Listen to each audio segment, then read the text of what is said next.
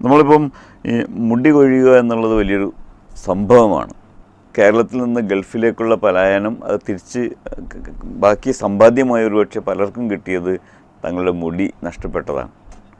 അതിന് പ്രതിവിധിയായി ഒരുപക്ഷെ അതിൻ്റെ പേരിൽ സമ്പാദിച്ച് കൂട്ടുന്ന ആളുകളുടെ വ്യവസായമായി തന്നെ ഈ മേഖലയിൽ തുടങ്ങിയിട്ടുണ്ട്. അതുകൊണ്ട് തന്നെ ഈ മുടി കൊഴിച്ചിൽ എപ്പോഴും ഒരു വിഷമവുമായി നിൽക്കുന്ന ആളുകൾ ചോദിക്കുന്ന ഒരു ചോദ്യമാണ്, മുടി കൊഴിച്ചിലിന് എന്തെങ്കിലും നാടൻ പ്രയോഗം ഉണ്ടാകുന്നത്. അത് പലപ്പോഴും നാടൻ പ്രയോഗങ്ങളുടെ ഒരാളാണ് എന്നുള്ളത് കൊണ്ടാണ് ഒരുപക്ഷെ ഈ ചോദ്യം വന്നിട്ടുള്ളത്. നമ്മുടെ കേരളീയ സാഹചര്യത്തിൽ വെളിച്ചെണ്ണ വലിയൊരു പരിഹാര മാർഗ്ഗമാണ്. അതായത് ചെറുപ്പകാലം മുതലേ എണ്ണ തേച്ച് കുളിക്കുക എന്ന ശീലമുള്ള ആളുകൾക്ക് മുടി വേഗത്തിൽ നിരക്കാതിരിക്കുകയും മുടി കൊഴിഞ്ഞു പോവാതിരിക്കുകയും ചെയ്യും. പക്ഷെ പൊതുവെ പുരുഷന്മാർ എണ്ണ തേക്കാൻ വലിയ മടിയുള്ള ആൾക്കാരാണ്. എണ്ണ തേക്കണം. എണ്ണ തേക്കുന്നതിന് ചില മാനദണ്ഡങ്ങളുണ്ട്. കണ്ണിൻ്റെ തടങ്ങളിലും മൂക്കിൻ്റെ ദ്വാരങ്ങളിലും വെളിച്ചെണ്ണ തേക്കണം. വെളിച്ചെണ്ണയും എണ്ണയും എണ്ണ എന്ന് സാധാരണ ഉപയോഗിക്കുന്നത് നല്ലെണ്ണ, എള്ളെണ്ണയെക്കുറിച്ചാണ്. ഇവിടെ നമ്മൾ പറഞ്ഞുകൊണ്ടിരിക്കുന്നത് വെളിച്ചെണ്ണയെക്കുറിച്ചാണ്. വെളിച്ചെണ്ണയാണ് തേക്കാൻ ഏറ്റവും അനുയോജ്യമായത്. നല്ലെണ്ണ വേറെ ചില ഉപയോഗങ്ങൾക്ക് പറ്റും. പിന്നെ അതൊരു ശീലമാണ്. വെളിച്ചെണ്ണ ശീലമാക്കലാണ് ഏറ്റവും നല്ലത്. നല്ല ശുദ്ധമായ വെളിച്ചെണ്ണ നാസാദ്വാരങ്ങളിലും കണ്ണിൻ്റെ തടങ്ങളിലും തലയിലും ശരീരം മുഴുവൻ തേക്കാൻ എന്നും ഒഴിവ് കിട്ടിയില്ലെങ്കിൽ തലയിലെങ്കിലും തേക്കണം. തലയിൽ തേച്ച് കുളിക്കണം വെളിച്ചെണ്ണ. എന്നാൽ മുടി പിന്നെ വെളുക്കുക, അതേമാതിരി നരക്കുക, അതേപോലെ മുടി കൊഴിഞ്ഞു പോവുക, ഈ പ്രശ്നങ്ങൾ ഒരു പരിധിവരെ പരിഹരിക്കാൻ കഴിയും. തേക്കിൻ്റെ കുരു ഇട്ട് കാച്ചിയ വെളിച്ചെണ്ണ തേച്ചാൽ മുടി കൊഴിച്ചിലിനെ തടയാം. തേക്കിൻ്റെ നല്ല മൂത്ത കുരു, പച്ചക്കുരു, ഉണങ്ങിയതല്ല, അത് വെളിച്ചെണ്ണയിലിട്ടിട്ട് തിളപ്പിക്കുക. കരിയുന്നതിന് മുമ്പ് അടുപ്പത്ത് നിന്ന് എടുത്ത് വെക്കുക. എന്നിട്ട് കുരു മാറ്റി എണ്ണ മാത്രം കുപ്പിയിലാക്കിയിട്ട് അത് തേച്ചാൽ മുടി കൊഴിച്ചിൽ തടയാൻ വേണ്ടി പറ്റും. പ്രവാചക വൈദ്യത്തിൽ PhD എടുത്ത താങ്കളിൽ നിന്ന് ഞങ്ങൾക്ക് അത്തരമൊരു തീർച്ചയായും പിന്നെ പ്രവാചക വൈദ്യത്തിലെ ഒരു മെഡിസിനാണ് ഞാനിപ്പോൾ ഈ പറഞ്ഞിട്ടുള്ളത്. പിന്നെ ഞാൻ വൈദ്യം പറയുന്നതിൽ നിന്ന് കുറച്ച് ഒഴിഞ്ഞു നിൽക്കാറാണ് സാധാരണ പതിവ്. കാരണം അതിന് കുറേ പരിധികളും പരിമിതികളും ഉണ്ട്. കാരണം ഒരിക്കലും നമ്മൾ രോഗിയെ കാണുന്നില്ല, കാണാത്ത രോഗിക്കാണ് മരുന്ന് പറയണത്. അതുകൊണ്ട് അതിന്ന് പലപ്പോഴും ഒഴിഞ്ഞു മാറലാണ് സാധാരണ പതിവ്. പക്ഷേ ഇതെല്ലാവർക്കും ചെയ്യാം. അങ്ങനെ വരുമ്പോൾ രണ്ട് കാര്യങ്ങൾ അതിൽ ചേർത്ത് പറയേണ്ടത്, മുടി കൊഴിച്ചിലിന് ഒരു പ്രധാനപ്പെട്ട കാരണമായി വരാറുള്ളത് ടെൻഷനുകളും മറ്റു കാര്യങ്ങളുമാണ്.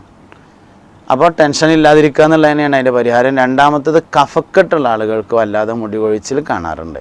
അപ്പോൾ കഫക്കെട്ടിനുള്ള പരിഹാര മാർഗം കൂടി ഇതിൻ്റെ അനുബന്ധമായി സ്വീകരിക്കണം. കുരുമുളക് പൊടി തേനിൽ മിക്സ് ചെയ്ത് കഴിക്കലാണ് തലയിൽ നിന്നുള്ള കഫത്തെ തടയാൻ ആവശ്യമായിട്ടുള്ള കാര്യം. നല്ല നാടൻ കുരുമുളക് പൊടി തേനിൽ മിക്സ് ചെയ്തിട്ട് 3/4 സ്പൂൺ വീതം 2 നേരം ഭക്ഷണശേഷം കഴിക്കുക. കുറച്ചുകൂടി മനസ്സിലാക്കാൻ ചോദിക്കുകയാണ്, ഇതിൻ്റെ കളവ് ഒന്ന്.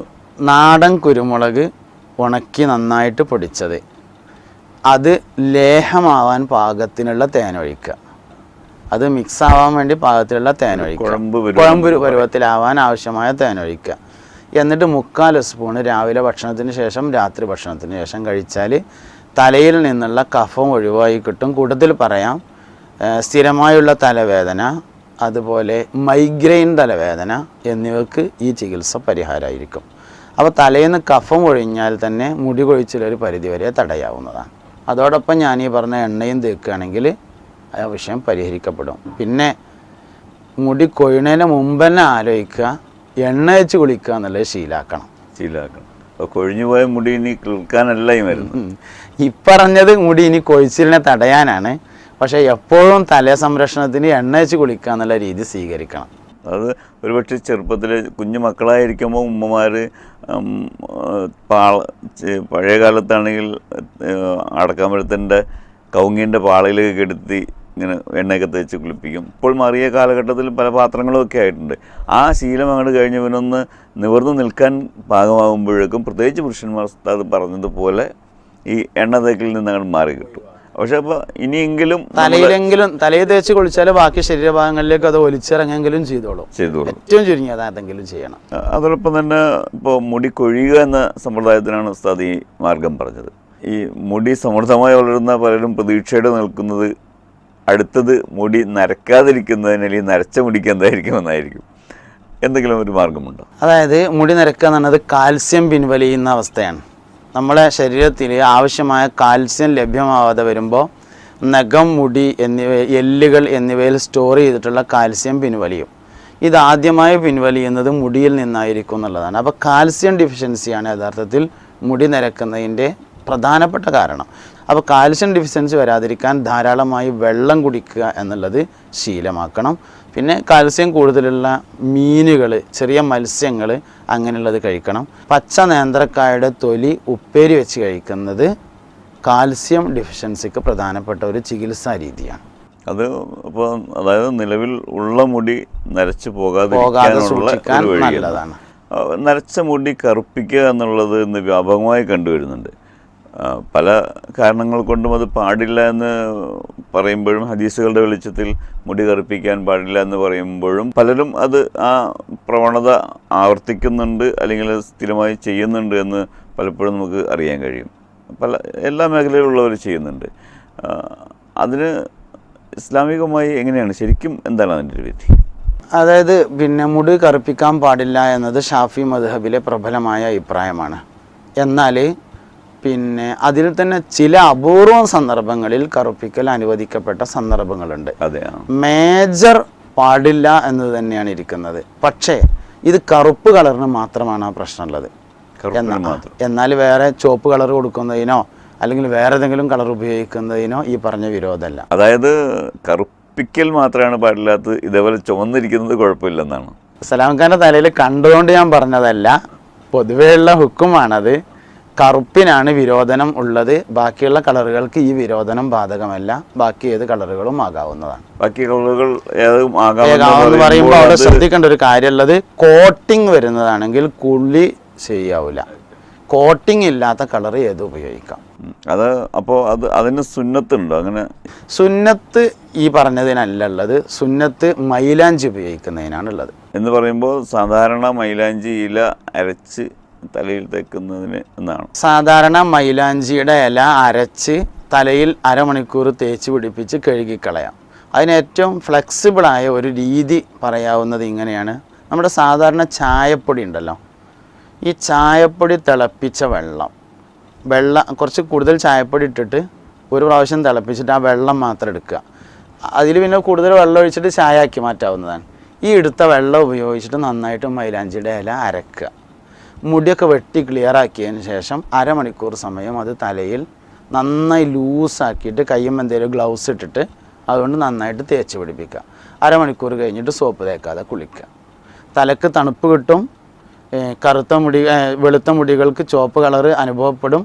കൂടുതൽ മുടി നരക്കാതിരിക്കാൻ അത് സഹായിക്കുകയും ചെയ്യും. നിയ്യത്ത് നന്നാക്കിയാൽ അതിന് സുന്നത്തിൻ്റെ കൂലി കിട്ടുകയും ചെയ്യും.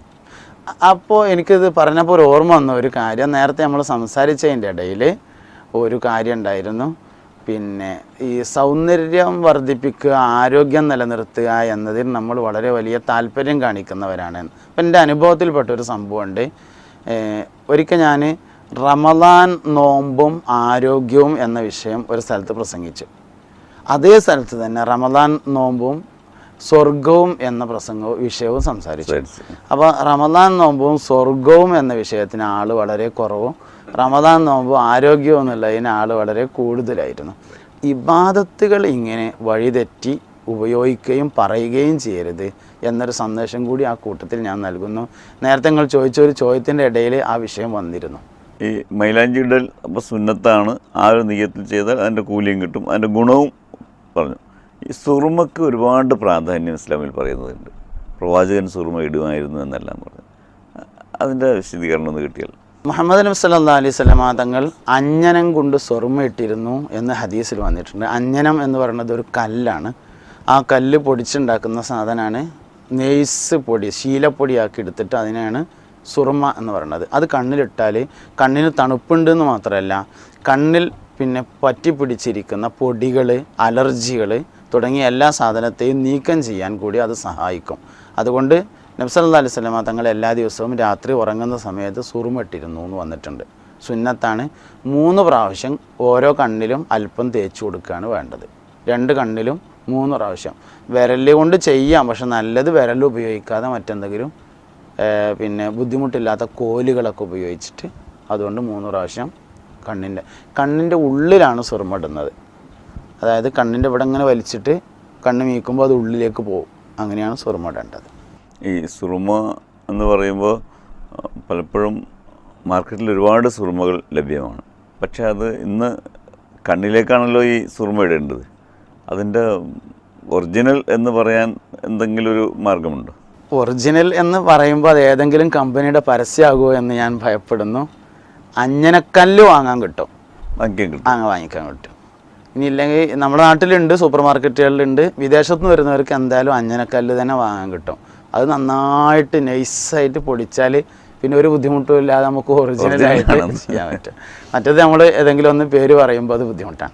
സൗന്ദര്യ മേഖലയിൽ വലിയ പഠനങ്ങൾ നടക്കുകയും അതിനു വേണ്ടിയുള്ള ക്ലാസ്സുകളും പരിശീലനങ്ങളും നൽകിക്കൊണ്ടിരിക്കുകയും ചെയ്യുമ്പോൾ നമ്മൾ അവസാനിപ്പിക്കുകയാണ്. ഈ മുഖം വിശാലമാക്കുന്ന ഒരു സൗന്ദര്യ പ്രക്രിയയെക്കുറിച്ച് കേട്ടിട്ടുണ്ട്. എന്താണ് ഇസ്ലാമികമായ അതിൻ്റെ? കിതാബുകളിലൊക്കെ മുഖവള ഇടുക എന്ന് പറഞ്ഞിട്ട് ഒരു സാധനം ചർച്ച ചെയ്തിട്ടുണ്ട്. അതായത് പുതിയ കാലത്തും പഴയ കാലത്ത് വ്യാപകമായി ഉണ്ടായിരുന്നതാണ്.